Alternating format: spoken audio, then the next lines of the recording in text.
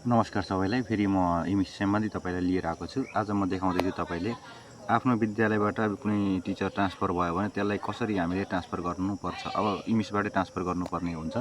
जस्तै कुनै विद्यार्थी कतै गयो भने त्यसलाई इमिसबाट ट्रान्सफर गर्नुपर्छ भने अब शिक्षकलाई पनि हामी ट्रान्सफर गर्नुपर्छ। त्यसको लागि अब क्याप्चा हालेर लगइन गरौँ। म तपाईँलाई स्टेप वाइज देखाउँदैछु।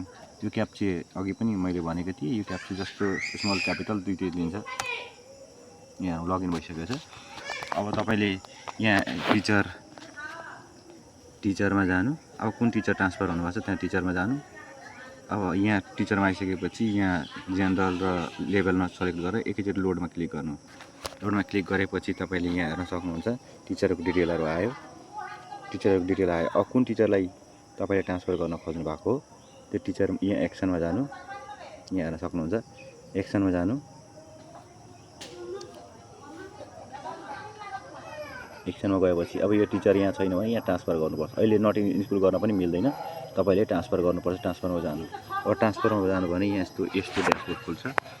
यस्तो ड्यासबोर्डमा तपाईँले यो सबै कुरा भर्नुपर्ने हुन्छ। यहाँ सुरुमा कुन प्रदेश गएको छ त्यो प्रदेश सेलेक्ट गर्नु, कुन जिल्ला गएको छ त्यो जिल्ला सेलेक्ट गर्नु, अनि सेलेक्ट गरिसकेपछि तपाईँले कुन नगरपालिका पुगेछ त्यो शिक्षक त्यो नगरपालिकामा तपाईँ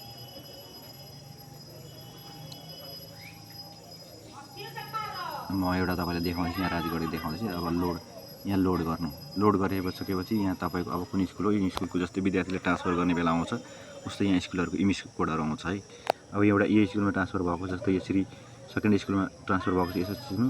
अब रावना कहिले स्कुलबाट रावना लिएर गएको छ त्यो मिति लेख्नु। अनि कहिलेसम्म तलब भत्ता खाएको छ त्यो यसमा लेख्नु।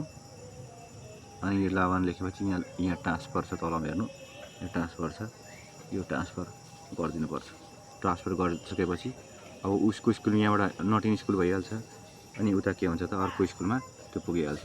अब त्यसपछि त्यो जुन स्कुलमा गएको छ त्यो स्कुलले यहाँ एक्सेप्ट ट्रान्सफरमा जानुपर्छ। अब यहाँ लोड गरेपछि उताबाट पठाएको रवाना हुन्छ, यहाँ आउँछ र यहाँबाट हामीले विद्यार्थीलाई एक्सेप्ट गरे जस्तै टिचरलाई पनि एक्सेप्ट गर्नुपर्छ। यसरी नै हामीले एउटा स्कुलबाट अर्को स्कुलमा शिक्षकलाई पनि ट्रान्सफर गर्न सक्छौँ, जस्ट लाइक स्टुडेन्ट। धन्यवाद।